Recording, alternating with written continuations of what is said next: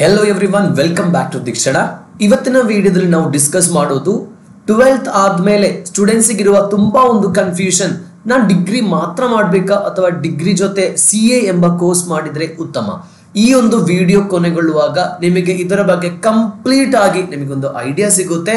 ನಾನು ಡಿಗ್ರಿ ಮಾತ್ರ ಪರ್ಸ್ಯೂ ಮಾಡಿದ್ರೆ ಸಾಕಾ ಅಥವಾ ಇದರ ಜೊತೆ ನಾನು CA ಕೂಡ ಪರ್ಸ್ಯೂ ಮಾಡಬೇಕಾ, ಯಾವುದು ಉತ್ತಮ ಅಂತ ನಿಮಗೊಂದು ಐಡಿಯಾ ಸಿಗುತ್ತೆ. ಯಾಕಂತ ಹೇಳಿದ್ರೆ ನೀವೀಗ BCom ಮಾತ್ರ, BCom ಆಗಲಿ, BBA ಆಗಲಿ, BA ಆಗಲಿ, ಯಾವುದೇ ಒಂದು ಡಿಗ್ರಿ ಆಗಲಿ, ಇದು ಮಾತ್ರ ಮಾಡಿದ್ರೆ ಯಾವ ತರ ನಿಮ್ಮ ಕರಿಯರ್ ನಿಮಗೆ ಸೆಟ್ ಮಾಡಬಹುದು. ಇದರ ಜೊತೆ ನಾವು ಈ CA ಕೂಡ ಪರ್ಸ್ಯೂ ಮಾಡಿದ್ರೆ ಆಗುತ್ತಾ, ಅದರ ಪ್ರಾಸ್ ಅಂಡ್ ಕಾನ್ಸ್ ಏನು ಅಂತ ಈ ವಿಡಿಯೋದಲ್ಲಿ ಕಂಪ್ಲೀಟ್ಲಿ ನಾವು ಡಿಸ್ಕಸ್ ಮಾಡ್ತಾ ಇದ್ದೀವಿ. ಸೊ ಫಸ್ಟ್ ಆಫ್ ಆಲ್ ನಾವು ತೆಗೆಯೋದು ಫಸ್ಟ್ ಆಪ್ಷನ್, ನೀವು ಡಿಗ್ರಿ ಮಾತ್ರ. ಓಕೆ, ಡಿಗ್ರಿ ಮಾತ್ರ, ಓನ್ಲಿ ಡಿಗ್ರಿ ಮಾತ್ರ ಮಾಡಿದ್ರೆ ಏನು?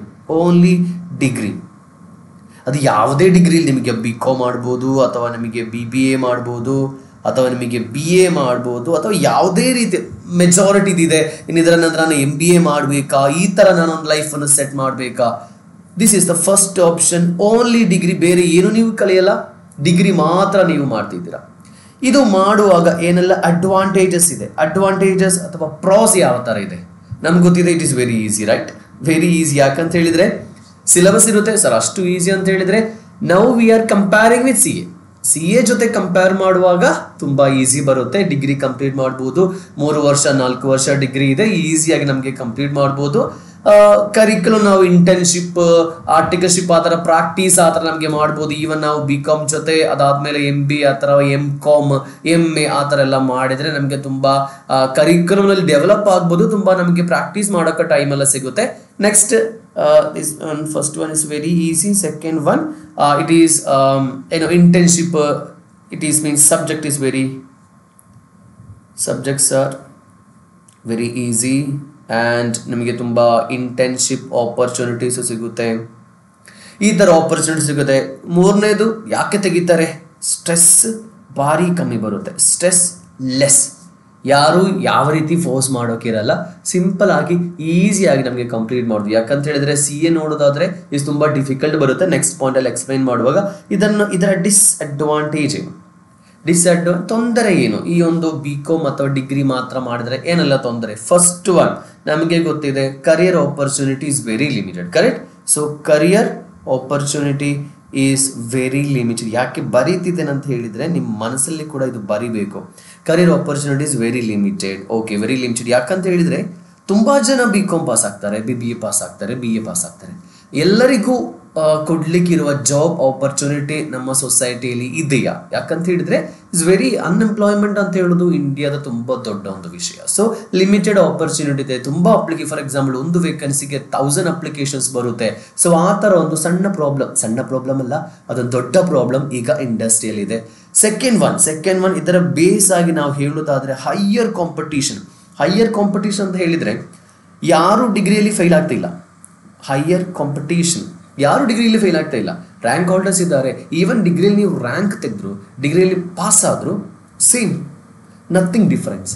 ಓಕೆ, ಮೂರನೇದು ನಾವು ಈಗ ಡಿಗ್ರಿ ಮಾತ್ರ ಮಾಡಿದ್ರೆ, ಡಿಗ್ರಿ ಮಾತ್ರ ಮಾಡೋಕ್ಕೆ ನಮಗೆ ಏನಾಗುತ್ತೆ, ನಾವೇನು MBA ಮಾಡ್ತೀವಿ, MCom ಮಾಡ್ತೀವಿ, ಇಟ್ ಮೀನ್ಸ್ ನಮಗೆ ಏನಾಗುತ್ತೆ, ಒಂದು 5 years ಅಲ್ಲೇ ಬರುತ್ತೆ. ಯಾಕಂತ ಹೇಳಿದ್ರೆ BCom ಎಲ್ಲ ಮಾಡಿ 1 ವರ್ಷ ಜಾಬಿಗೆಲ್ಲ ನಾವು ಸರ್ಚ್ ಮಾಡ್ತೀವಿ, ಜಾಬ್ ಸಿಗಲ್ಲ.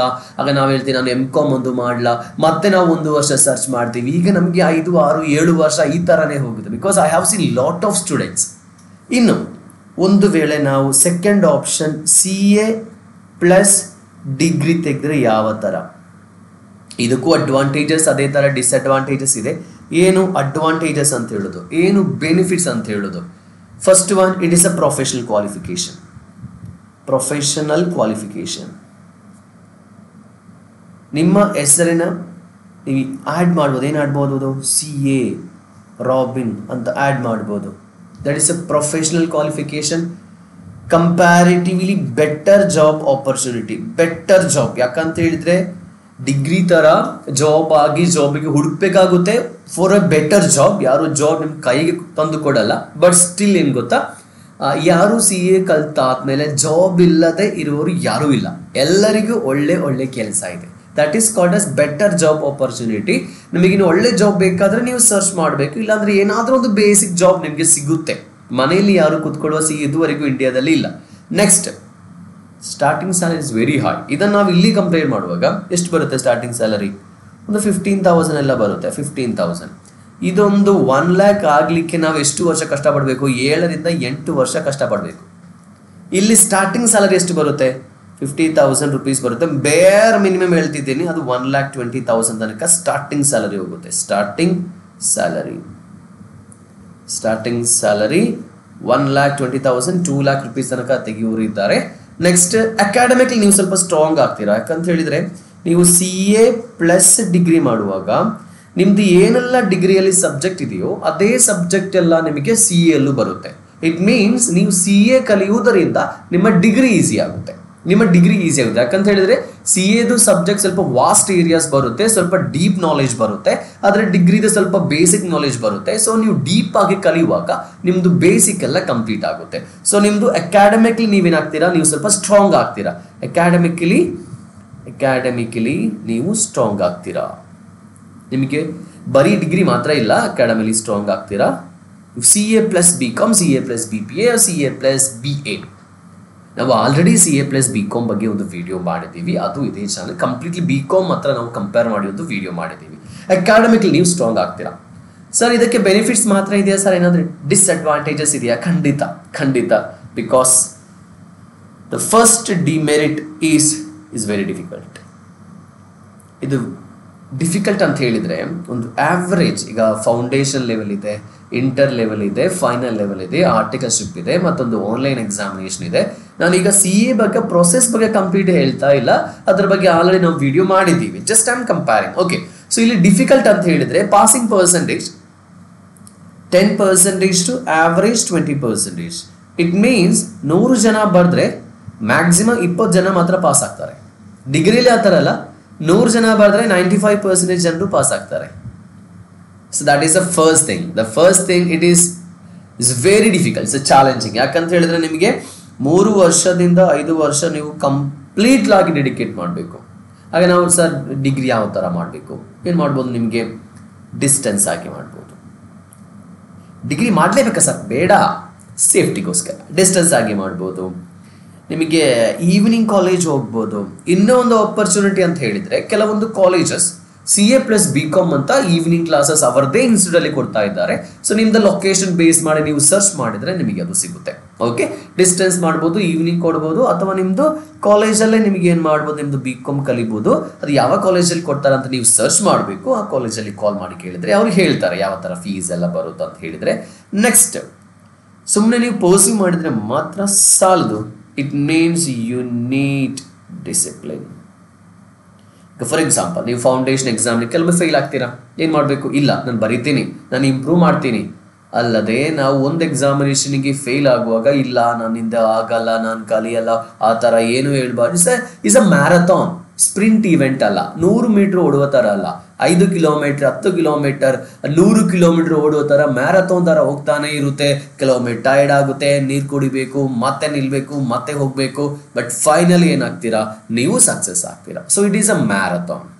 ನೆಕ್ಸ್ಟ್, ಇದರಲ್ಲಿ ಸ್ವಲ್ಪ ಚಾಲೆಂಜಿಂಗ್ ಬರುತ್ತೆ. ಏನು ಚಾಲೆಂಜ್ ಬರುತ್ತೆ ಅಂತ ಹೇಳಿದರೆ ನಿಮಗೆ ಸೋಷಿಯಲ್ ಲೈಫ್ ಸ್ವಲ್ಪ ಕಟ್ ಆಗುತ್ತೆ.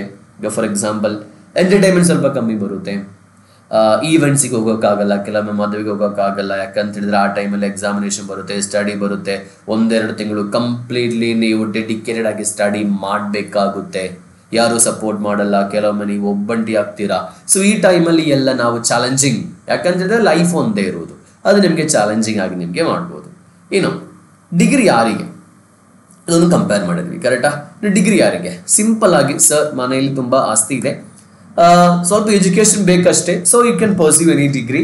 ನಿಮಗೆ ಆ ಥರ ದೊಡ್ಡ ಆಂಬಿಷನ್ಸ್ ಏನೂ ಇಲ್ಲ, ನಾನು ಜಸ್ಟ್ ಡಿಗ್ರಿ ಮಾಡಬೇಕು ಸರ್, ಪಾಸ್ ಆಗಬೇಕು, ಸ್ಟ್ರೆಸ್ಫುಲ್ ಲೈಫ್ ನನಗೆ ಬೇಡ ಸರ್, ಸಿಂಪಲ್ ಒಂದು life, you can go for degree. ಯಾವುದೇ ಕರಿಕ್ಯುಲಮ್ ಎಂಜಾಯ್ ಮಾಡಬೇಕು ಸರ್, ಸ್ವಲ್ಪ ಎಂಟರ್ಟೈನ್ ಮಾಡಬೇಕು ಸರ್, ಆ ಥರ ನನಗೆ ಅಷ್ಟು ಡೆಡಿಕೇಶನ್ ಏನೂ ಇಲ್ಲ ಸರ್, ನನಗೆ ಡಿಸಿಪ್ಲಿನ್ ಏನೂ ಇಲ್ಲ sir, you can go for degree. ಇನ್ನು CA ಯಾರಿಗೆ? CA ಅಂತ ಕೋರ್ಸ್ ಯಾರಿಗೆ? If you have a dedicated plan.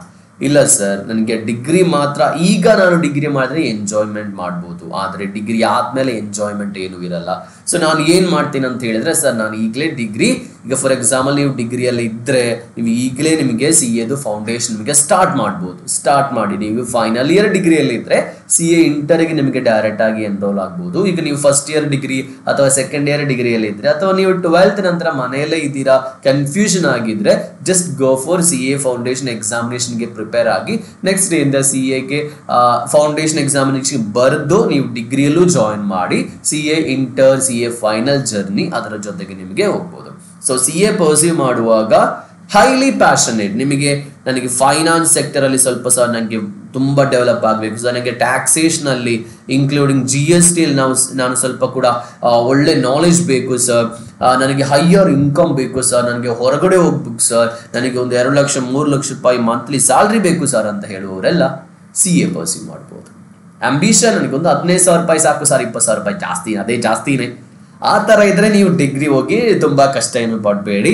So it is ನೀವು ಪರ್ಸ್ಯೂ ಮಾಡಲಿಲ್ಲ ಅಂದ್ರೆ ಲೈಫ್ ನಿಮ್ಮದು ಹಾಳಾಗುತ್ತೆ ಆ ಥರ ನಾನು ಹೇಳ್ತಾ ಇಲ್ಲ. I am just saying what is your mentality. Hard work ಬೇಕು, ಈಸಿಯಾಗಿ ಪಾಸ್ ಮಾಡೋಕ್ಕೆ ಆಗಲ್ಲ ಅಂತ ಹೇಳಿದ್ರೆ ಆಗಲ್ಲ. So that's why CA is the very difficult examination. ಇನ್ನು ನೀವೇನು ಮಾಡಬೇಕು, ಈಗ ಫಾರ್ ಎಕ್ಸಾಂಪಲ್ ನನ್ನ ವಿಷಯ ಹೇಳೋದಾದರೂ ನಾನು ಡಿಗ್ರಿ ಮಾಡಿನೇ CS ಮಾಡಿದ್ದು, ಡಿಗ್ರಿ ಜೊತೆಯಲ್ಲಿ ಆಪ್ಷನ್ ಇರಲ್ಲ, ಅದಕ್ಕೆ ನಾನು ಡಿಗ್ರಿ ಆದಮೇಲೆ CS ಮಾಡಿದ್ದೇನೆ. ಸೊ ನಿಮಗೆ ಈಗ ಆಪರ್ಚುನಿಟಿ ಇದೆ, ನಿಮಗೆ ಡಿಗ್ರಿ ಜೊತೆಯಲ್ಲೇ ಏನು ಮಾಡ್ಬೋದು, ನಿಮ್ಮದು CA ಮಾಡ್ಬೋದು. So it is a right option, ನೀವು ಈಗಲೇ ಡಿಸೈಡ್ ಮಾಡಬೇಕು. ಸೊ ನೀವು ಪರ್ಸನಲ್ ಆಗಿ ಕೂತ್ಕೊಂಡು ಥಿಂಕ್ ಮಾಡಿ, ನಿಮಗೆ ಇದು ಆಗುತ್ತಾ, ನಾನು ಇದು ಮಾಡಬೇಕಾ ಅಂತ ಕರೆಕ್ಟಾಗಿ ನೀವೇ ಒಂದು ಡಿಸೈಡ್ ಮಾಡಿ. ನಿಮಗೆ ಈಗ CA ಮಾಡ್ತಾ ಇದ್ರೆ ನೀವು ಕಮೆಂಟ್ ಬಾಕ್ಸಲ್ಲಿ ಕಮೆಂಟ್ ಮಾಡಿ, ವಿಡಿಯೋ ಇಷ್ಟ ಆದರೆ ಕಮೆಂಟ್ ಬಾಕ್ಸಲ್ಲಿ ಕಮೆಂಟ್ ಮಾಡಿ, ಬೇರೆ ಏನಾದರೂ ವಿಷಯ ನಿಮಗೆ ಬೇಕಿದ್ರೆ ಅದನ್ನು ನೀವು ಕಮೆಂಟ್ ಮಾಡಿ. ಬಿಕಾಸ್ ದಿಕ್ಷಣ ಅಂತ ಹೇಳೋದು ನಿಮ್ಮ ಚಾನಲ್, ನಿಮಗೋಸ್ಕರ ಇರುವ ಚಾನಲ್. ಸೊ ನಾವು ಸ್ಟಾರ್ಟಿಂಗ್ ಅಲ್ಲಿ ಹೇಳಿತರ ನಿಮಗೆ ಒಂದು ಕ್ಲಿಯರ್ ಕಟ್ ಐಡಿಯಾ ಈಗ ಸಿಕ್ಕಿರ್ಬೋದು, ಡಿಗ್ರಿ ಮಾತ್ರ ಮಾಡಬೇಕಾ ಅಥವಾ ನಾನು CA ಒಂದು ಸ್ಟಾರ್ಟ್ ಮಾಡಿದ್ರೆ ಏನು. ಈಗಲೂ ನಾನು ನಿಮ್ಮ ಹತ್ರ ಹೇಳ್ತಾ ಇಲ್ಲ ನೀವು ಮಾಡಲೇಬೇಕು CA ಅಥವಾ ನೀವು ಡಿಗ್ರಿ ಮಾತ್ರ ಮಾಡಿ ಅಂತ ನಾನು ಹೇಳಲ್ಲ. ಬಟ್ ಸ್ಟಿಲ್ ಅರ್ಥ ಮಾಡ್ಕೊಳ್ಳಿ, ಯಾವುದು ತೆಗೆದ್ರೆ ಉತ್ತಮ, ನಿಮ್ಮ ಪ್ಲಾನ್ ಏನು, ನಿಮ್ಮ ಏಜ್ ಏನು, ನಿಮ್ಮ ಕಮಿಟ್ಮೆಂಟ್ ಏನು, ಇದೆಲ್ಲ ಇದರಲ್ಲಿ ಮ್ಯಾಟರ್ ಆಗುತ್ತೆ. So thank you so much. We'll see you again in the next video.